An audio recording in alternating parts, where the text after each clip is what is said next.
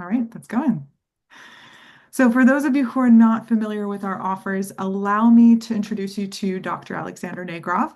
He is a theologian and leadership researcher. There it goes. A leadership researcher with over 30 years of experience who founded Hodos Institute to advance spiritual and ethical leadership practices in the United States and his native Ukraine. He currently focuses his research on leadership development in wartime and post-war contexts, while serving on the board of Itbin Bible Seminary in Itbin, Ukraine. And he is also involved in leadership training and consulting in the US and in Ukraine. So thank you, Dr. Alexander, for being here. And Dr. Ronald Riggio is with him. He is the Henry R. Kravis Professor of Leadership and Organizational Psychology at Claremont McKenna College in California and has served on the Advisory Council of Hodos Institute since 2017. He is a very prolific leadership scholar with over a dozen books and 150 plus academic publications. He's received a Lifetime Achievement Award from the International Leadership Association. He served as director of the Kravis Leadership Institute and editorial boards of the likes of the Leadership Quarterly, Leadership, the Group Dynamics, and Journal of Nonverbal Behavior. So plenty of things that he's worked on. Professor Riggio is also the co-editor of Cambridge Elements in Leadership, a leading journal as well. So thank you both for your time. And just as a bit of scene setting, we're going to start off with about 30 minutes of the authors giving us a book overview with some of the key insights from each of the chapters. We'll go into about 25 minutes of moderator-led discussions, and then we'll open it up to questions that you all have and any insights or maybe takeaways that you would like to share as part of this conversation. So please, during any time, submit questions in the chat or raise your hand during the actual Q&A sessions if you would like to ask your question live. And then lastly, we want to close with the authors graciously deciding to gift a book of their a copy of their book to two attendees at random. So please stay toward the end to find out who those winners are. And we'll also extend an invitation to anyone who wants to stay afterward and visit with our authors. They would love to say hello and talk to you for a bit as well. So without further ado, I'll go ahead and pass it off to Dr. Negrov and Dr. Riggio to provide an overview of the book and highlights from each of the chapters. Thank you. I will share my screen. First of all, I would like to say thank you to all who joined our book presentation. They're personal friends, family members, my pastor, colleagues, members of the board, and Alexander Malov has been very a significant person during the process of research, collecting the data, interpreting, and working on this book as well. And he joined us from Ukraine. The book, Leadership in Ukraine Studies During Wartime, unfortunately is not a book about the war in the past. The war continues, and the struggles, trauma, drama continues till today. I have been to Ukraine many times during the last decade, but especially during the last few years. And it is still dramatic scenes of seeing the houses destroyed, the schools destroyed and empty, seeing the towns that before the war there were thousands and thousands of civilians, and now seeing the towns where only dozens live, and you could find those dozens in the basement, and they're surviving this tragedy of war. On one of my trips, I went to a church that presented a modern art in Ukraine. And all modern art in Ukraine, in most cases, it's filled with the theme of war because the war realities is on minds and hearts of people. So, as you could see, the mother and the child sitting on in a train station. The train has left, and there's so many questions. What's next in life? But people continue to live. They're taking responsibility for their own lives, for the children, for the organizations, communities, for one another. And of course, the memory of trauma, memory of what happened, what continues to happen, it has impacted tremendously Ukrainian people. Ukraine is the country where freedom of religion and faith expression is tremendously vast, and of course, spiritually, people during these years are contemplating, in some way encouraged, but they have this link to their God, and Christians depict Christ as suffering Christ, thinking that he knows what people are going through. Um, Young or older people have hope for a just peace in Ukraine. But I would like to make a couple of statements about peace and what peace means for Ukrainians. In our small research experiment, we ask Ukrainians to share their thoughts about peace. And I want to share one statement that I received from a school teacher. She is very often with her children, not in a nice classroom with the windows, but in a bomb shelter. And this is what she says about peace. She said, peace is like air. When it's there, you don't notice it. You don't focus on it. You don't dream about it. When it's absent, you suffocate. If not with your body, then with your soul. Ukrainians these days dream about peace. When we submitted our book, we thought that the book will be published in a few months after the war will end. But unfortunately, our book is published and war still continues. And Ukrainians today, they dream about peace, but not just a ceasefire.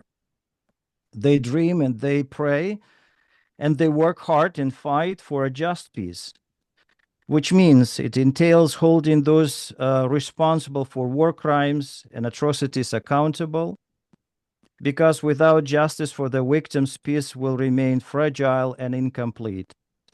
A just peace involves rebuilding what was destroyed, physical infrastructure, homes, schools, hospitals, but it's also rebuilding communities, trust, hopes, families.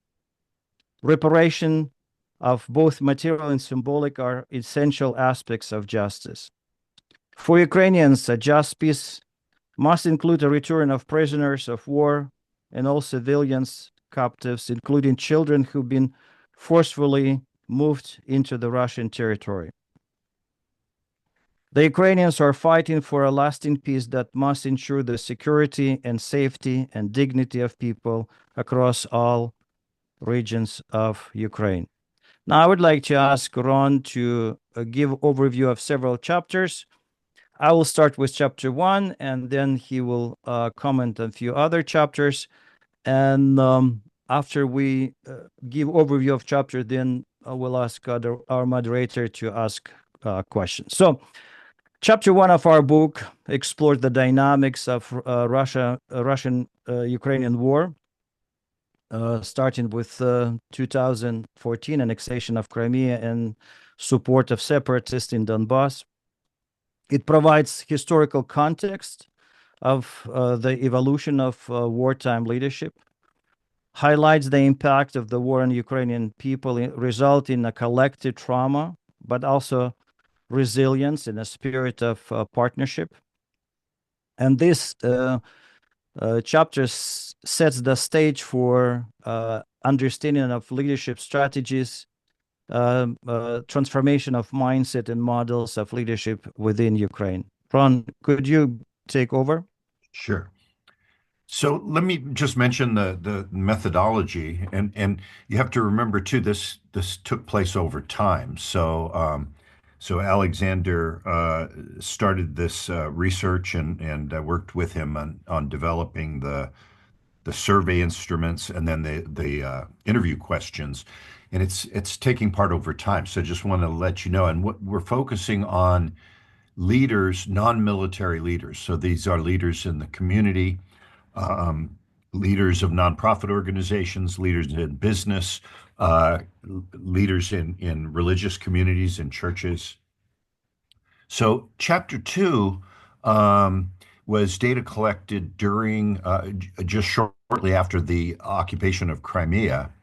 Um, and these are Ukrainian leaders from these various sectors. The age range was 32 to 55, and some college students. We also had some college students. And the key themes that we saw, we asked them about the leadership that they were seeing, and they focused on ideas of service, of compassion, and caring for other people. If you looked at the younger participants or the younger interviewees, the college age ones, they had very positive views about leadership. And one of the things, since I'm a leadership scholar, one of the things that I noticed was we see a lot of endorsement of what we might call exemplary leadership theories. So there's the importance of qualities like being empathic, being relationship oriented, listening to the people that you're leading, and then also this idea of having an authentic connection with the followers. So very much what we call exemplary leadership. There's strong endorsement from of that. Um, the chapter three focuses on a few years later, and this was partly Alexander's work with Christian adolescents. And what they were asked about was how they viewed their own personal leadership development. What are the important elements for their leadership development? They talk about spirituality, which is very important, but also issues around empathy, emotional intelligence, communication skills. And if you read this chapter, it's very encouraging because this younger generation of leaders are very much into the idea of service, of being responsible, taking responsibility for others, and collaboration. Again, that relationship-based aspect of leadership. When the war began in 2022, started interviewing and surveying again non-military leaders, and the surveys were based on 145 Ukrainian leaders, asking about what they're doing, their leadership roles in the time of war, and then we also asked them about the future. And one of the things that we saw, as I mentioned, we saw uh, that they responded if they talked about either their own leadership or the leadership they observed in others in the community. We saw lots of evidence of the theories of transformational leadership, which is really about inspiring others and developing strong relationships with followers. Servant leadership, which is really about caring and serving those that you lead. And the issue of authenticity came out very strongly. This idea of you've got to be true to yourself. So again, we see that sort of exemplary leadership, and they're seeing a lot of this both in their own behavior, but also in the behaviors that they observe in other leaders in the community. Okay, I'll take over here. Okay. Um, when the war started, first project, a research project we've done was focusing on non-military organization leaders within Ukraine. But then the second project in 22, second study was to analyze the responses of 130 Ukrainian war refugees, mainly women, in several European countries, but also from US and even Australia. So in this chapter, we focus on the analysis of the questions, and I will provide a little bit more detail in this chapter. But we found that the Ukrainian forced displaced people outside of Ukraine demonstrated leadership traits such as adaptability, compassion, but also stayed connected to their spiritual beliefs. And what was important is that people that, especially women that were found themselves outside of Ukraine, they talk so much about the importance of self-governance, like taking care of themselves, but also caring for the others who were displaced. So I will give a little bit more information on this chapter. We cannot focus on every chapter, but we decided to focus on this chapter just to give you a little bit broader exposure how our chapters in the book worked out. So in this particular study, we ask 4 questions. What does leadership mean to you in the context of the war in Ukraine? As a leader, what do you do during the war? In what ways you are showing leadership during the war in your circumstances, wherever you are? How are other Ukrainians who are currently refugees and outside of Ukraine, whom you know, showing their leadership? And question number 4, what kind of leadership will Ukrainians need after the war is over? This was the key findings after analyzing the data we received. What does leadership mean to you in the context of war in Ukraine? Well, our respondents indicated, well, it means help and protect and support people, take initiative and responsibility, encourage people, love and serve your country, continue, be faithful to your, convictions, faith, religious practices, and so on. And here are a few examples of responses. There are very good ones because in some way they indicate the heart and minds of Ukrainians in other studies as well. So one respondent said, during wartime, leadership is about caring for others, sincerely sympathizing, sharing in personal pain, not abandoning people, and if possibly responding to the needs of people.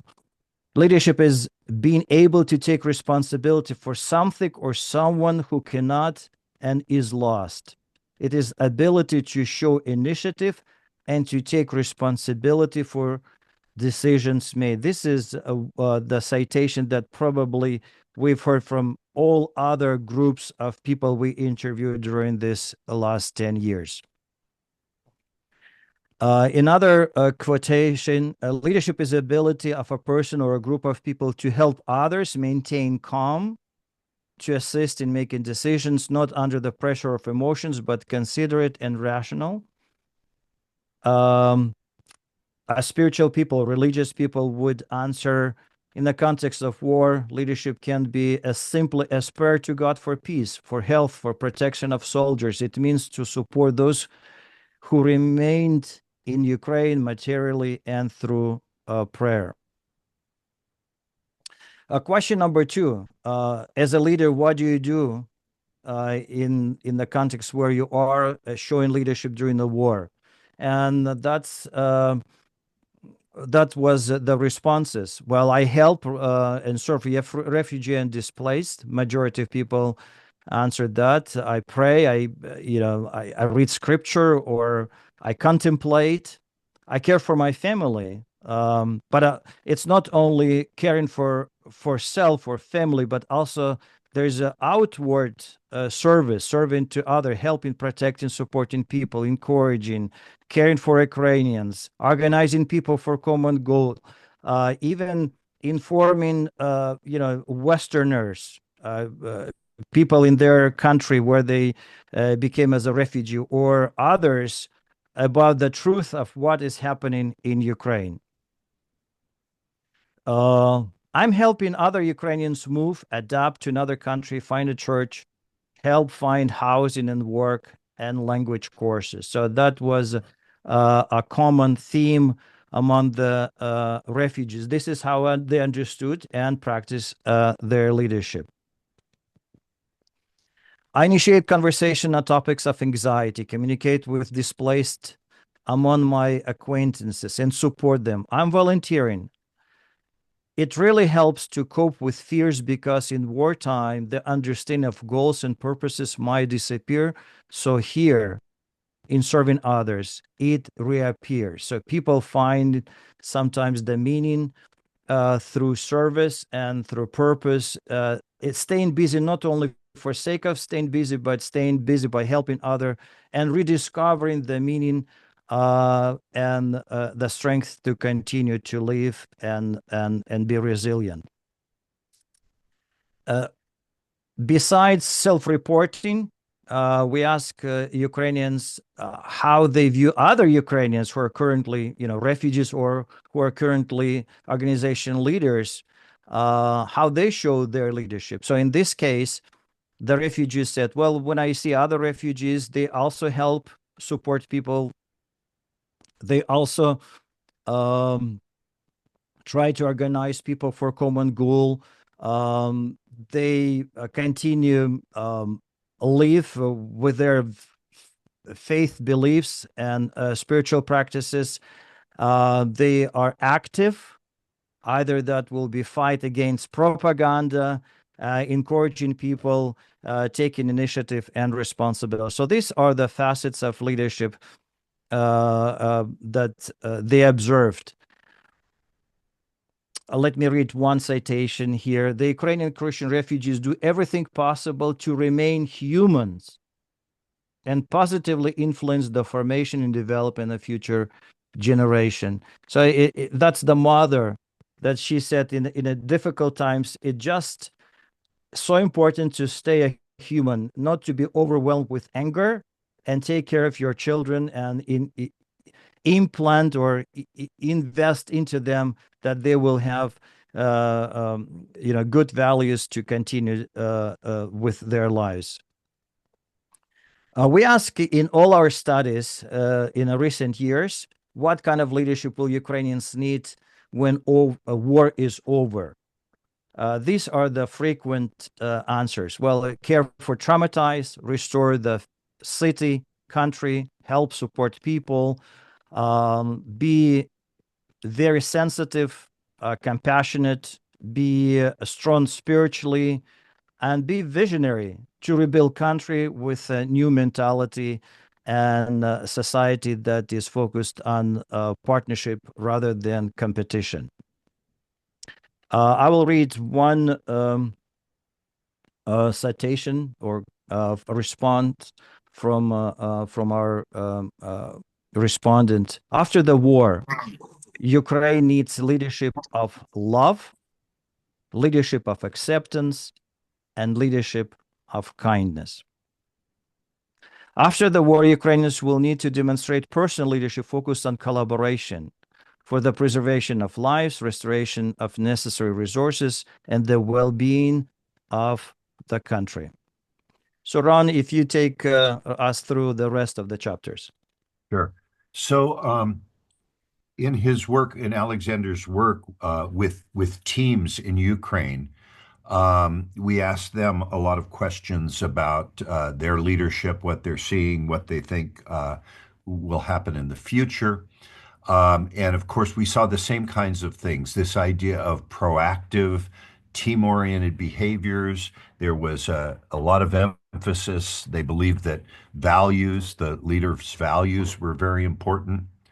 Under the high stress environment of war, There was this issue of making sure that people would remain motivated, that the important element was strategic planning, self-reflection, to develop the teams, to support the teams during the turbulent times. One of the other things that we asked them is, what do you reject? What kinds of leadership are you seeing that that is negative? It has a negative impact.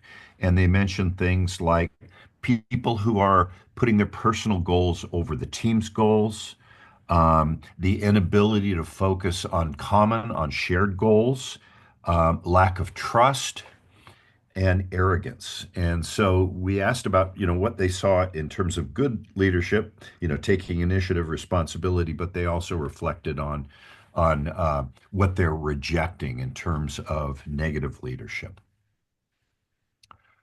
Um, we also asked some leaders across various sectors, again, back to business, nonprofit, healthcare leaders.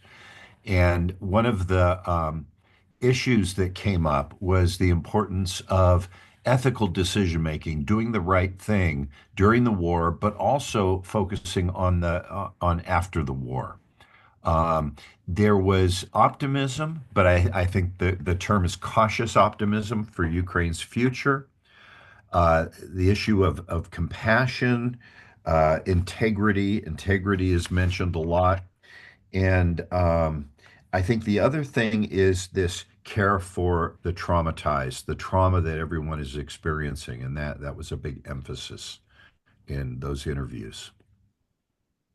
Alexander, do you want to maybe do some conclusions, some summaries, and I'll chime in too a little bit. Sure, sure.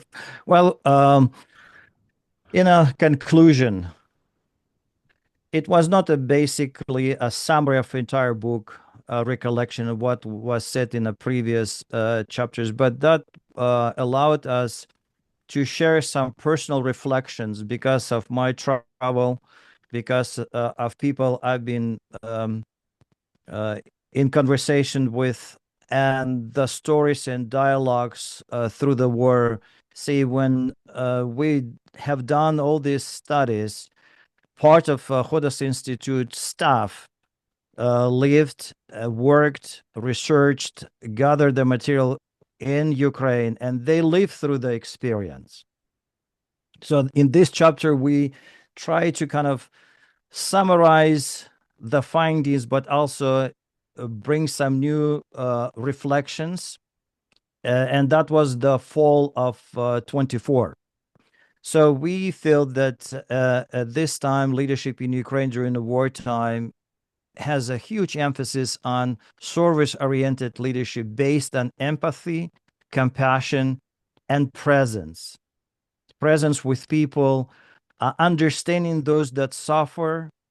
I would say any Westerner who decided to teach Ukrainians about leadership, if that Westerner never been to Ukraine and does not really understand suffering, it's basically the best way just to go and listen, not to say anything. So Ukrainians reflect on some challenges, including that during the war, because of army culture of giving commands. It's a new culture within a country. So they afraid that, the authoritarianism might return back, how after the war people will cooperate, how there might be some manipulations with finances and so on. So there are some genuine concerns. And yet we see that in general, there is a cautious optimism because Ukrainians feel that they have enough national dignity that people young and older have understanding how it is important to take initiative with a shared goals, shared responsibility, and shared commitment to rebuild the country. Everyone is expecting the end of this war. So, Ilona, I completed with overview, and I think that's now your floor. That's wonderful. Thank you for sharing. I had the pleasure of reading this book cover to cover. I have it right here with me, and so have a couple questions based on some of the themes that I found really enlightening out of the book. And so for the next 25 minutes, opening up to those questions, and then of course, if you have questions, please, again, a reminder to put them in the chat. Dr. Negrov, if we can start with you, this research observes, and the book really centers around a thesis that Ukraine has undergone a shift from this authoritarian style of leadership to something that you propose and call shared leadership, also referred to as distributed, collaborative, participatory. Can you unpack how shared leadership is different from what we typically think of as a grassroots movement or just large scale volunteerism? Well, I think when we talk about volunteerism or grassroots leadership, there are some similarities with ideas of shared leadership because it's bottom up, not uh, not top bottom. It's a basically kind of a leadership from below. But the grassroots leadership and volunteerism very often is discussed in the times of kind of a social movements where we use the shared leadership in a context of organizational leadership where the role of followers, employee, team members are important. So it's a shared leadership in decision making within organizations rather than part of a kind of a social movement within a society. Very well said. Thank you.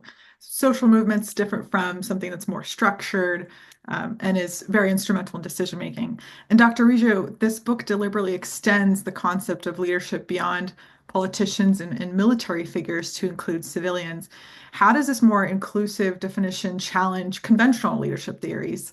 What's your Yeah, interpretation of what we call non-military Ukrainian leaders? yeah. Yeah, so I think that, the default that we have is to look at leadership. We focus on the leader and we see the leader as the sort of cause of everything. And I think what we're seeing here with these community-based leaders, I mean, they do have leadership roles in business, in nonprofit organizations, in the community. Um, but one of the things that's clear during wartime is they expand that definition of their own leadership to include caring for other people, uh, helping the soldiers that are fighting, helping displaced people in the community. So there's a broadening of the view of what it means to lead. And one of the things that's really happening in the leadership literature and the scholarship is realizing that leadership and followership are sort of interchangeable. And even leaders, sometimes they're leading, sometimes they're following, and people who are not necessarily in high level leadership positions are taking initiative, are leading from, and I guess that really, Alona, relates to your concept of grassroots leadership, because grassroots leadership is really followers doing the leading from the ground up. Hmm.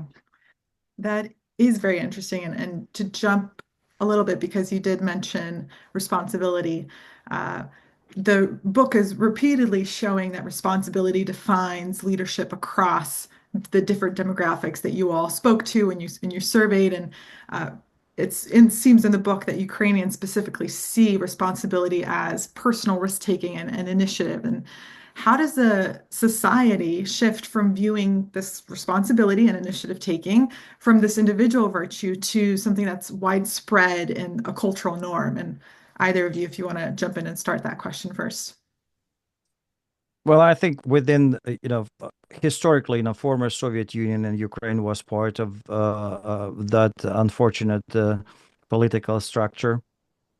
The responsibility for well-being of citizens was in a government. Um, it not always the government served people, it controlled people.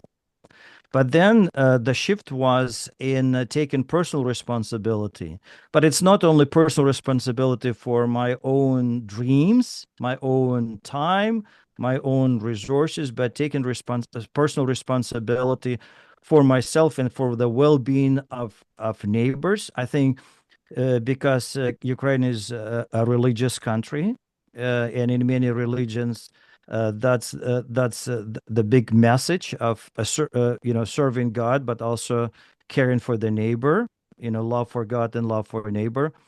But I think in our one of our first studies that we done in 2014, 15, 16, we've seen that adults in Ukraine made a big stress how it is important to demonstrate responsibility for the younger generation.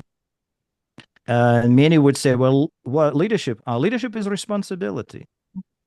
And younger people, when we would ask, when you become a leader, what characters or traits you would like to have, they would say, I would like to be a responsible person. So responsibility is one of the main themes, and we hope it will deepen and be nurtured within Ukraine, because that will help them in the post-war period. Yeah, one of the things that struck me, I mean, it was a wonderful experience to read the responses, the words of the leaders in Ukraine who were under this incredible, stressful crisis wartime.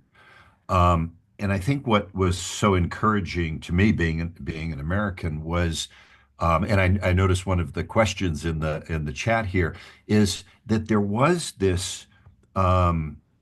Sense of we've experienced the Soviet system. Some of the older leaders, or even the younger leaders, said we understand what it was like to be in an authoritarian regime.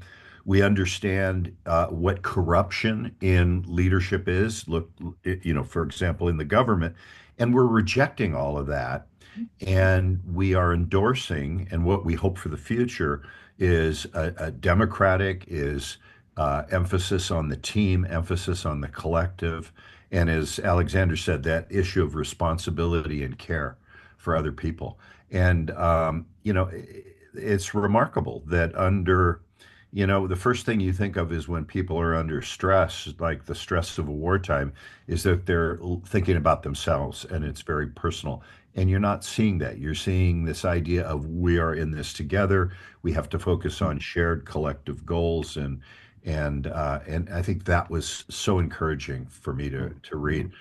One of the things that I told my friends here is I wish we could send copies to all of the U.S. congressmen and senators, and I think they would change their views in terms of financial support for Ukraine.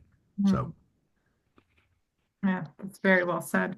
You both mentioned caring for others as something that floated to the top of all the responses and the takeaways. And then also mentioning Soviet authoritarianism, the shift between Soviet authoritarianism to what is looking like shared leadership now, which happened within my lifetime, within the 30 years. And so under Soviet authoritarianism, individualism was suppressed in favor of these collective outcomes. And while modern shared leadership says it's actually imperative to look at that, to recognize individual worth and value to bring about good collective outcomes. Can you all speak to the shift? Has it been surprising? How does a shift like that occur in how we achieve collective action? Well, I think the democratic processes that started with independence of Ukraine, Ukrainians, and probably this is a mentality.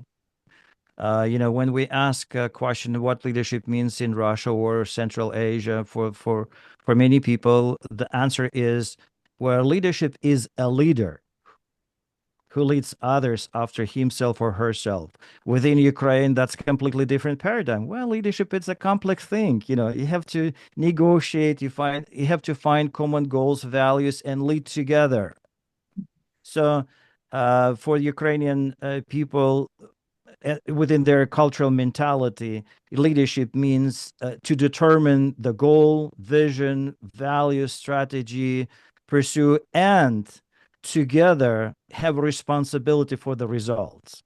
So the contributions of each individual with creativity, talents is important, but also it's a collective result rather than with authoritarianism.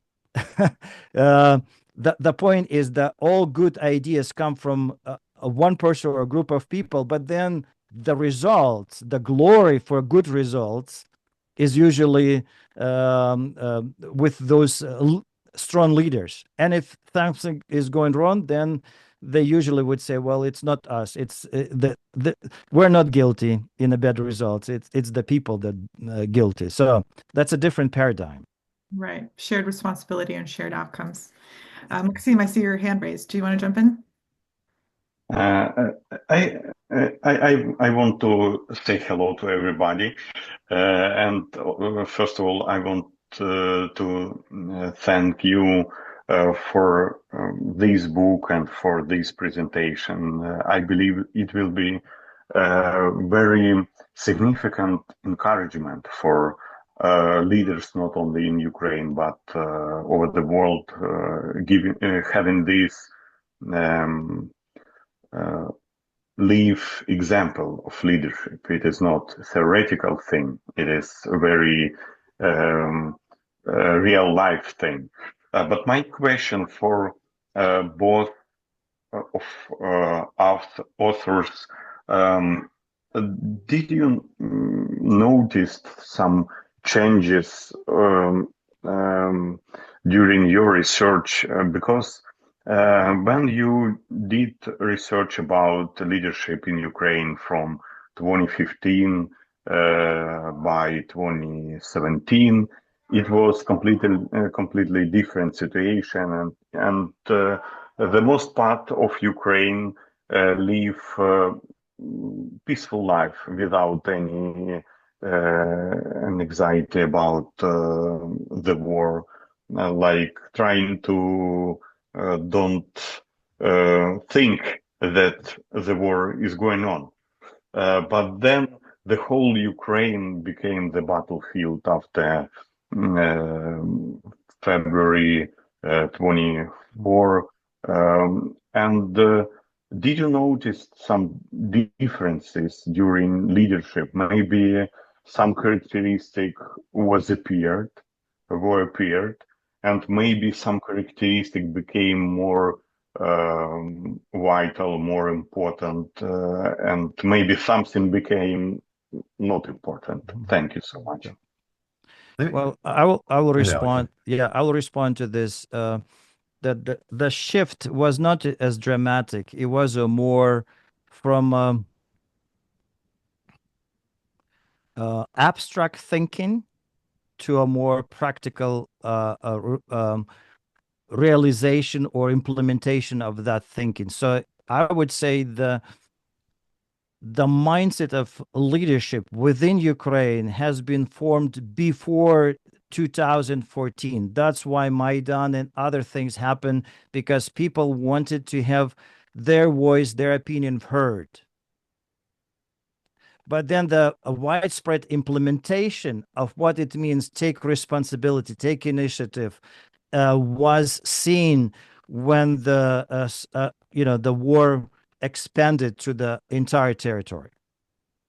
Yeah, I think that's it. That they did understand what the good leadership qualities were, but with starting in 2022, I think that the crisis situation, the situation changed, and it sort of cemented their thinking about what was positive leadership.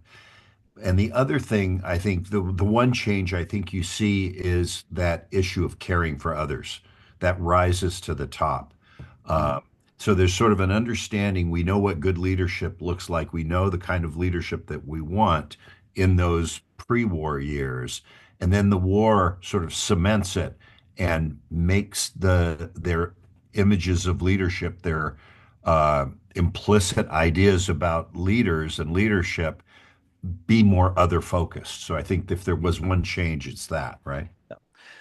Just one comment briefly. In our studies, we have never ignored annexation of Crimea or support of separatists in Donbass by Russia before 2022. All our research was done with acknowledgement that this is the context. And therefore, we were able to put together all the studies under one cover with a general theme, how people think and practice about leadership, or think about leadership, practice leadership within the context of war. Thank you. Yes, thank you for your question, Maxim.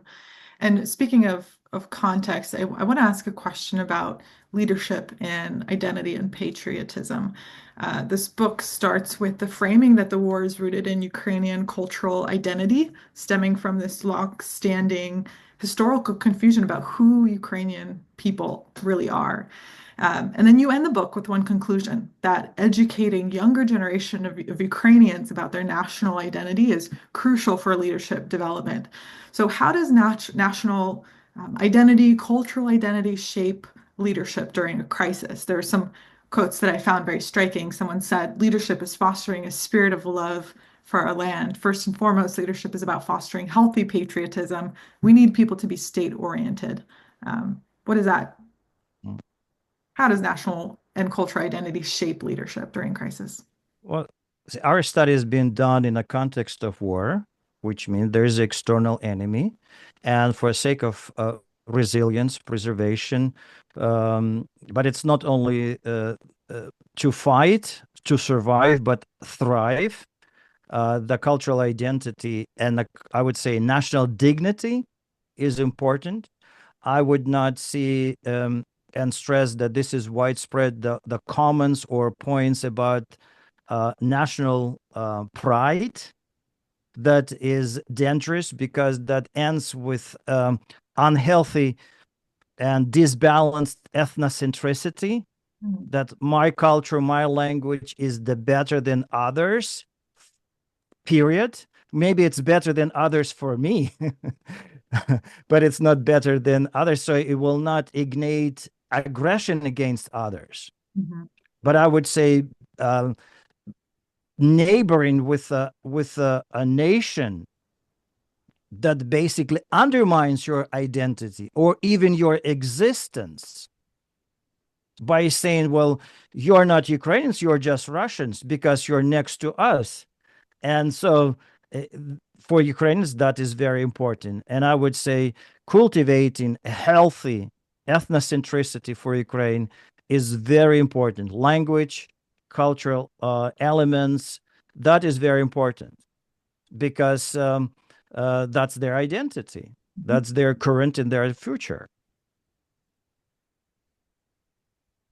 Thank you. Also, an interesting part of the overview that you all gave, and a great chapter in the book, is around forced migrants and leadership of presence among those who have been displaced, either forcefully or are refugees.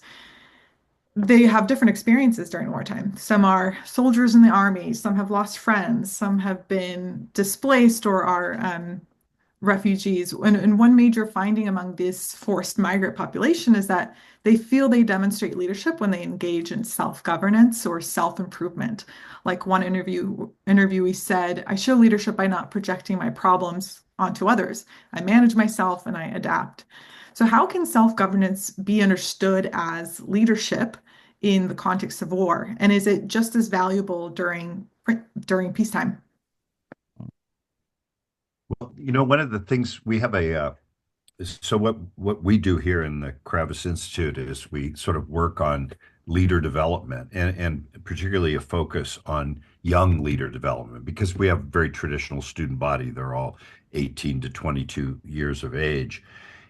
And one of the things that we emphasize, and I think this comes from just leadership development generally, is you can't be a good leader of others if you don't have sort of self-understanding. And so we talk about leading self before you can lead others.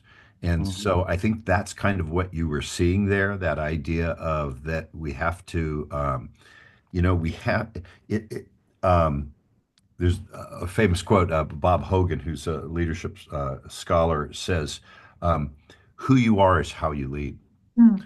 And so I think, that idea of self-understanding self-leadership before you can lead others. And I think that's kind of what your that quote sort of captures that. Dr. Alexander, any Yeah. additional thoughts? Well, from what I hear from your question, how we could not see the conflict within those that fled or left Ukraine and speak about self-governance by being outside of Ukraine, and those that understand staying in Ukraine as leadership, as presence, staying with their own people, if these two are not in conflict. To me, this is a good question. I would say those that left Ukraine, they have a serious and vital and legitimate reasons, taking care of their family members who are sick, ill, children. Sometimes it is basically realizing I cannot stay in a country because I will be useless emotionally, materially, physically. I'm not fit. I cannot survive. But then and then for them is taking care of themselves, self-governing where they are outside of Ukraine. That's the leadership. For those that stayed in Ukraine, a big thing is I'm here, I'm with my people, I'm with my neighbors, I'm with my coworkers, I'm with my countrymen, and just being next to them is also a sign of leadership. And I have to govern myself, stay calm, and let others stay calm, take care of myself, but also take care of others. So both of these are sides of leadership in a different context. Yes. Very interesting. And I hope you all get a chance to read the book because there are great points of view and positions from both sides, those who have stayed and those who have been refugees or forced migrants. And the research argues that spiritual leadership is this vital component in the context of war. You also mentioned a core aspect of leadership involves valuing and really nurturing life or cherishing life. Is spiritual leadership necessary precisely because it fosters this commitment to life amid widespread destruction? And how does spiritual leadership specifically enable people to maintain a commitment to life and cherishing life during war? Well, during the war, we've heard so many stories how, for example, military leaders would justify their decisions by saying we would like to preserve the lives of soldiers. And the reverence for every casualty, civilians or military within the country, I would say it's mind-blowing. My first trip to Ukraine, I was on a bus with several ladies going from Poland to Ukraine. The small kids were misbehaving. The mother and grandmother were whispering, talking to children. And my first inclination was like, well, they should have raised voice. When I get to Ukraine and saw the destruction, I understood what happened just in that bus. They were so happy that kids are alive. They were not raising voice, just being happy that the kids are alive. For them, a live kid, a live soldier, a live citizen, that's a miracle. And you have to whisper, hold your anger, simply because another human being is alive. And to me, that's a sign of a deep spiritual health of a nation. Yeah, wow. Just another point on that I found striking in the book was you quoted Moltmann, the German theologian, where he says that God understands the nature of suffering. So how does this theological understanding of suffering then transform a leader's capacity to guide people through collective trauma during a time like war? Well, in the beginning of our presentation, I showed the painting, Christ suffering, and the name of that painting is, or the title, He Knows. He knows not only in an abstract, but he knows through the personal experience. And Christ's suffering is not Christ that allows suffering, but experience suffering together allows to go through that experience, allows come out of that experience with all the doubts, suffering, pain, tears, darkness. But this Christ suffering, but also Christ who is present, is a very deep theological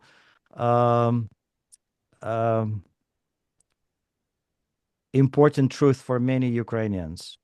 So, thank you. Well, very well said. I want to ask two more questions. And so as I do that, I see there are questions coming in the chat, and please prepare your questions. I'm going to turn it over to you all in a second here.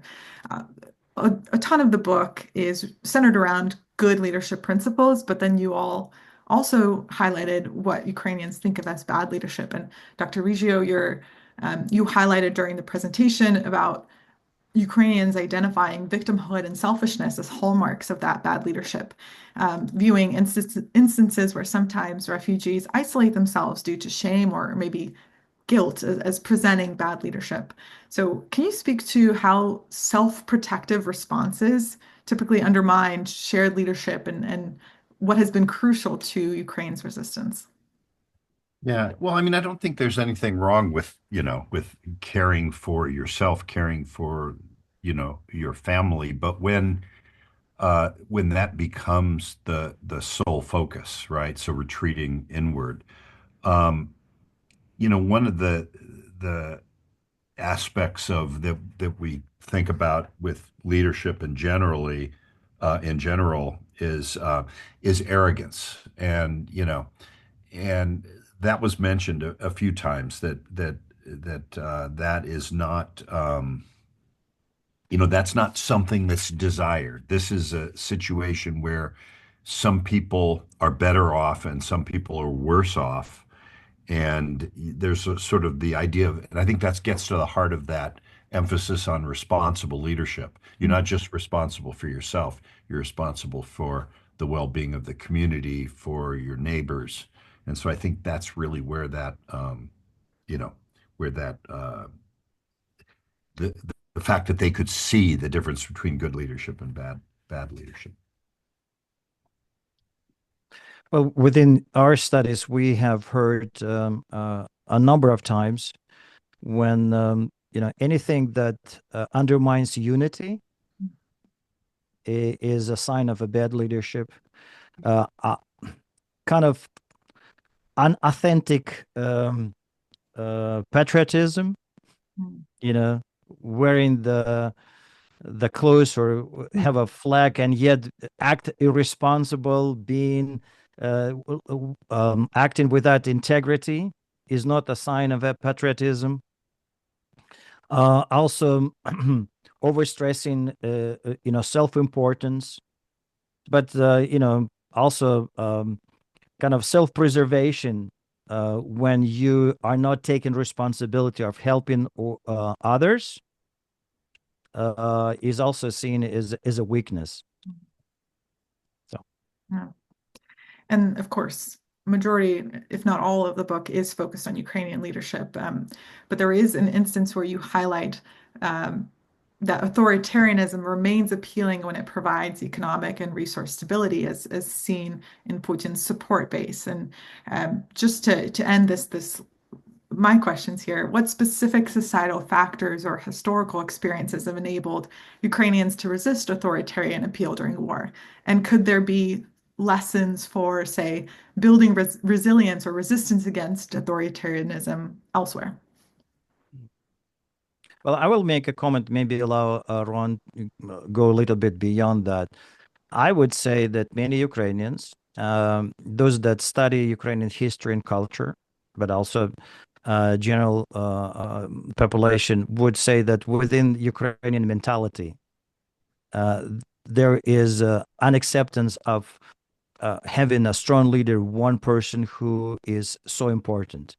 Ukrainians are quite stubborn in a sense that they would like to have their opinion to be heard. And they have enough self-esteem to say that everyone is worthy to have a contribution into the future of society. And so they would like to have a shared vision, shared responsibility, and that's a part of a culture. That's a part of a culture which I see a bit different from the neighboring country. You know, I was that's a great question, Alona. I was thinking about this years ago. I had the opportunity to talk to some folks in the Czech Republic who had been involved in the Velvet Revolution, and I think, and I'm not a cultural expert, but I think I see something similar in the Czech people and in the Ukrainian people, in that there is not this glorification of the government leaders, and their first allegiance is to one another, is to the community.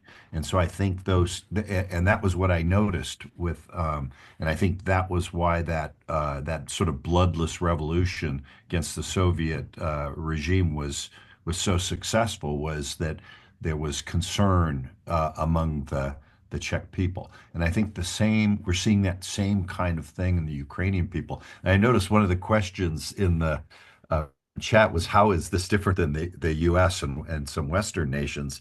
And my fear is that because this is, as I've been thinking about this, is that I don't think the US has that kind of dedication to one another. Um, that it's a different model.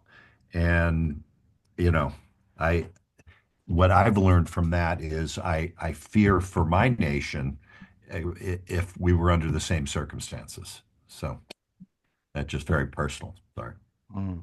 Yeah, and the words that you said really are resounding in my head. Their first allegiance was to one another. I think that's very nicely sums up sort of what we read in this book, and also what you just mentioned about both the Czech resistance and the Ukrainian people. So thank you for that.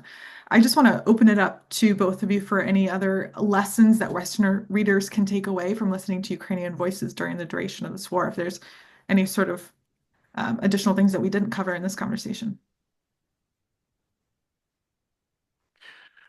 Well,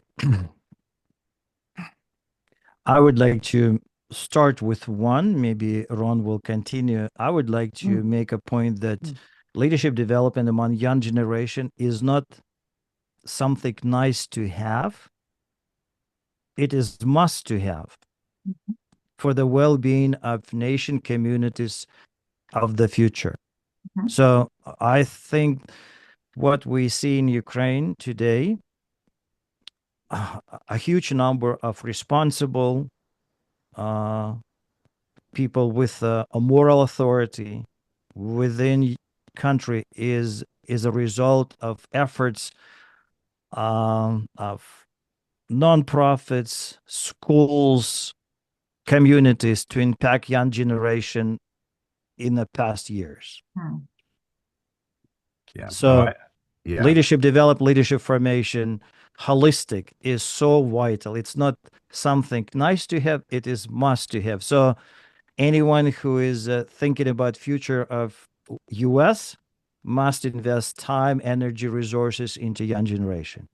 Yeah, I agree completely. I mean, I think that essentially is our mission here, is developing young leaders, because that is the future. And yeah, so I think what the older generation has is an advantage, is seeing different forms of leadership, particularly in Ukraine.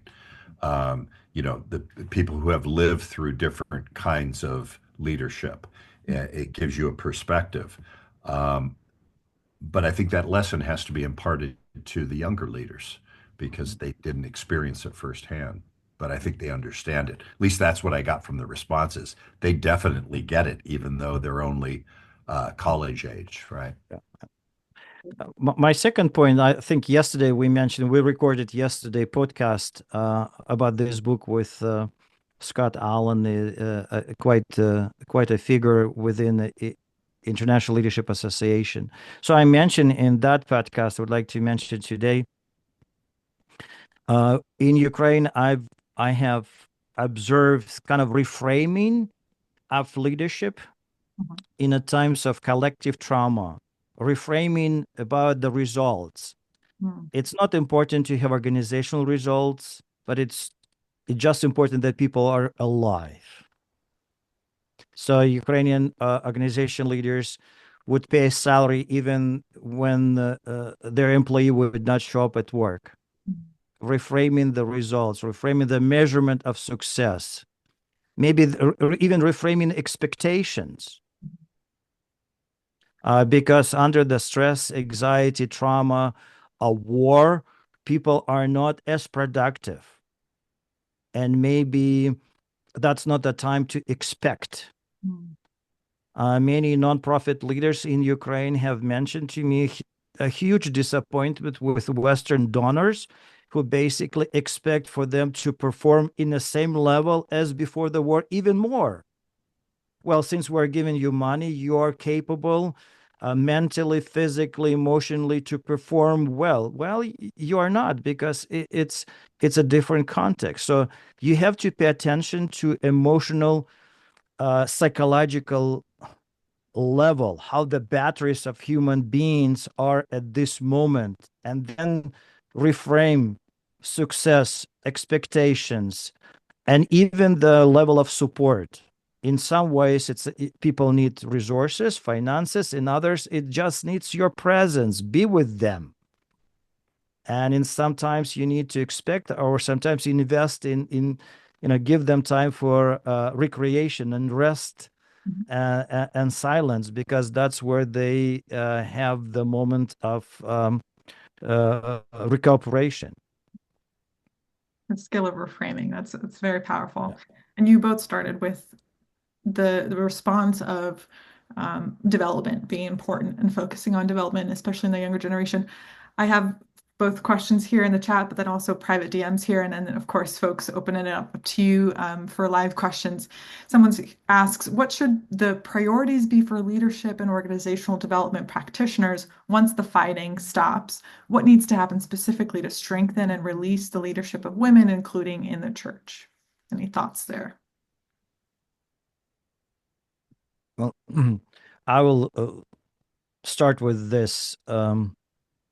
I think what is important that in a post-war period, people will continue be committed for partnership rather than competition. Will find the means, the senses for connective leadership. Because during war, idea of being together, solving problems, defending, protecting, caring together, easier understood and easier implemented than in the times of after war. And also, maybe another thing that many Ukrainian smart, wise people with whom I have conversations would say, well, just imagine a ceasefire, but the trauma will stay with us. Hmm. You just cannot assume because it's a ceasefire, people now in a completely different mode. So the war will be with them for some time. And so to understand that well, and adopt leadership styles in leading people will be very important. Yeah, and I think an important thing that we maybe don't understand enough is that the trauma stays with people over time, but often the motivation to help, the motivation to assist, sort of dissipates over time.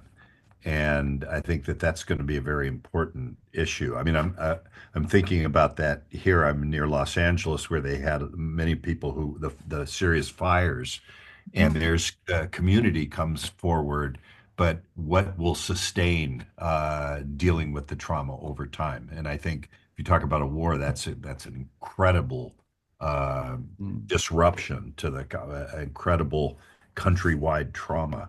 And so I think it's going to take many, many years and many years of good leadership to allow people to completely recover from that.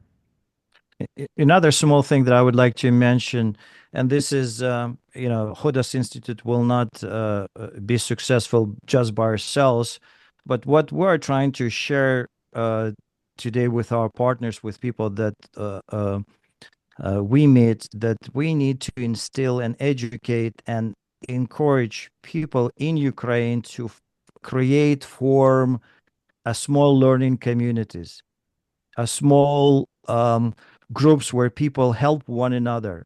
You cannot assume that organizations or state will care for everyone, will see everyone, will be able to respond wisely in time to everyone. But if we create the peer learning culture, and it's not about learning information, learning skills, but about helping one another in a day-to-day situations. That could be a good solution and long-term assistance to people around within Ukraine. Yeah. And churches and nonprofits and businesses could do their part by just cultivating this peer learning, peer coaching assistance. So there are some good initiatives that we see already in Ukraine. I think we're going to have a whole another hour and a half conversation about war leadership for sure, and lots to discuss there. But thank you for your thoughts.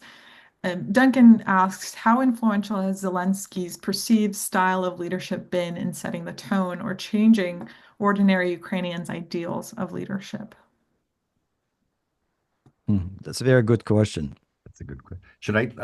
One of the thoughts I had, if we just look at our findings between what is ideal leadership and what is deficient leadership, is that issue of caring for others and caring for self. And if there's one instance, I think, of Zelensky, when the invasion happens in 2022, he is offered to escape, right?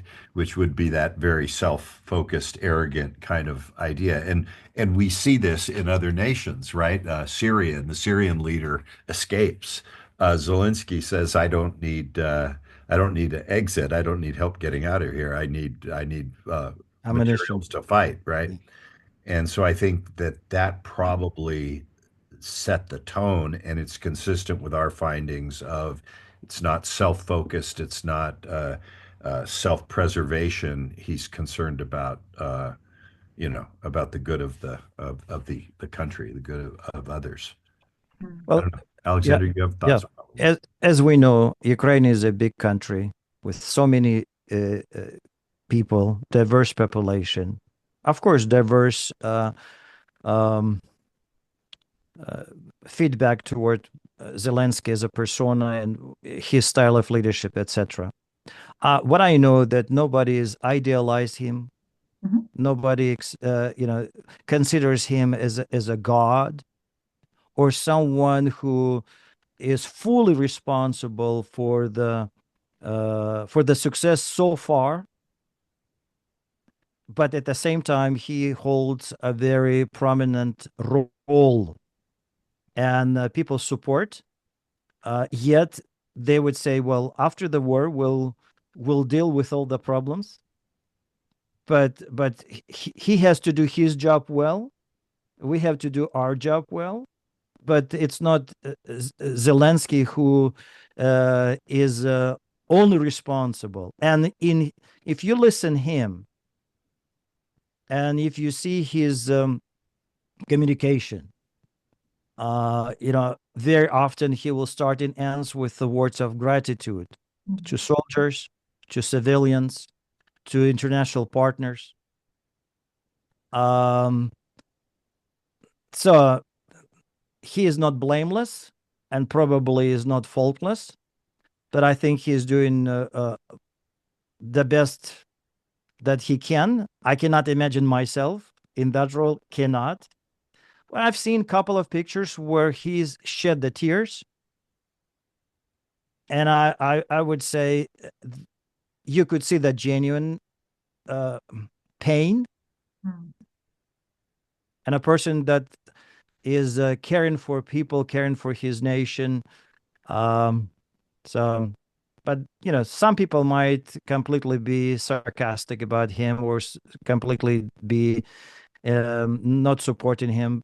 Different people have different opinions.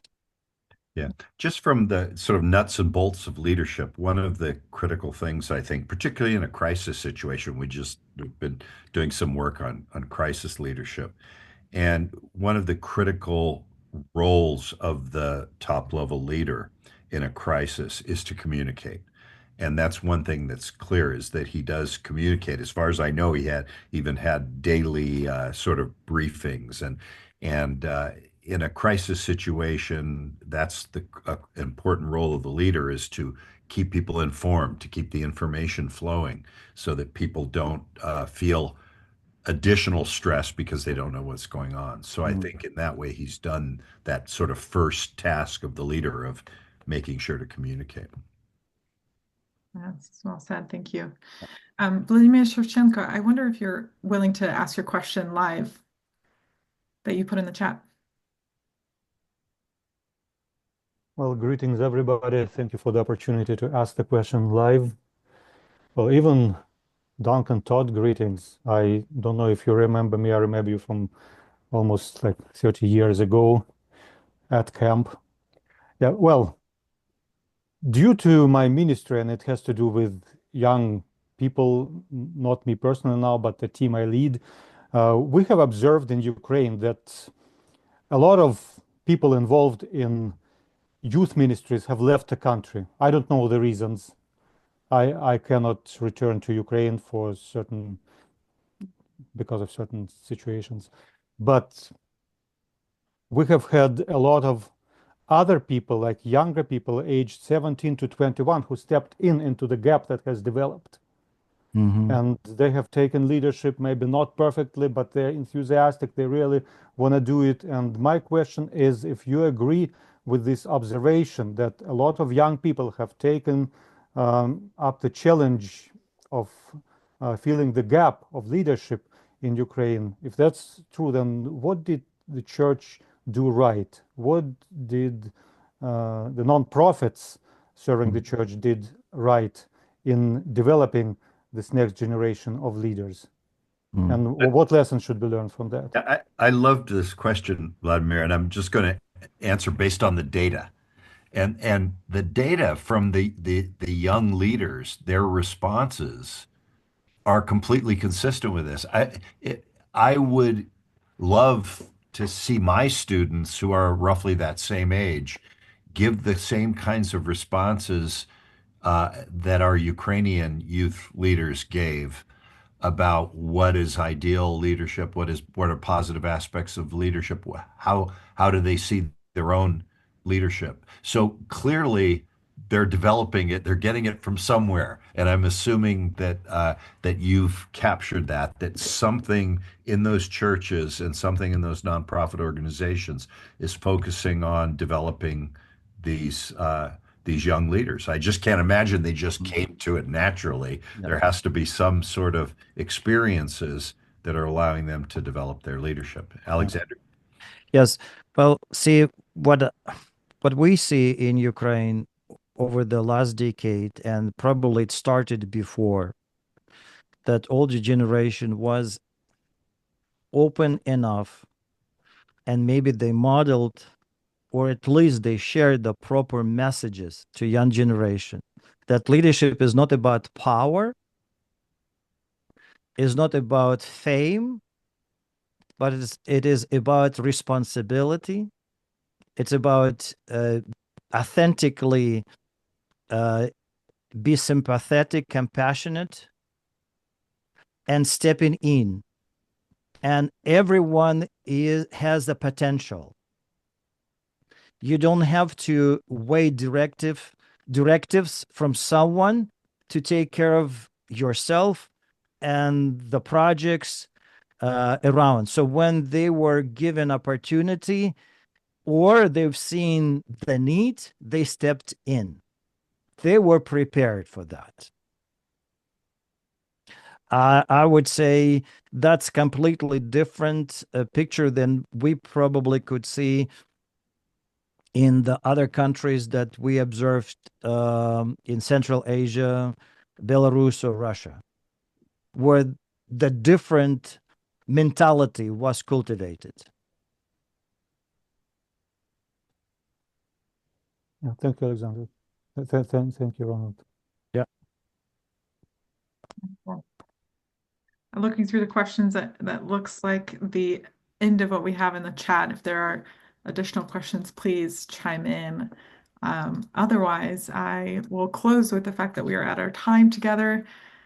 Thank you for joining us. I do want to end with a quote from one of the last pages of the book. It says, "At the heart of this work lies a profound understanding that true leadership transcends titles and positions. It is rooted in service, compassion, and an unwavering commitment to the well-being of others," which I think just neatly summarizes everything that the book is trying to speak to. And before we leave, I will be remiss if I don't let you know of ways to stay connected. So if you found this conversation interested, please make sure to sign up for the Hodos newsletter. You can just QR scan with your phone here while it's up. And also please share information about the book and this event on your social media, letting folks know that it's out in the world, and if they're interested in the insights, there's a ton to learn. There's also an ebook available from the publisher, Edward Elgar Publishing, if the physical hard cover book isn't something that you're interested in. And as promised, for two folks that are still here on the call, we would like to extend the opportunity for you to receive these books for free. Robert Hodge and Jason Lane, you are the lucky winners of our two raffles today. So if you send your shipping address to info@hodosinstitute.org or simply respond to the email that you received about the link today, we'll get those books to you as soon as possible. So thank you all again for your time together. It's a good chunk of your Saturday to commit to this. And of course, for anyone also interested in just staying around and visiting with Dr. Negrov and Dr. Riggio, you are welcome to do that now. But I'll go ahead and dismiss everyone else who is done for the day. Appreciate your time. Thank you. Thank you so much for participation. Yeah, great. Thank you. This is great to hear from both of you. Really enriching. Thank you, Pastor Russell. Thank you so much. This has been amazing. Thanks, Duncan. So many years. Well, good to see some. Good to see some familiar you still look handsome.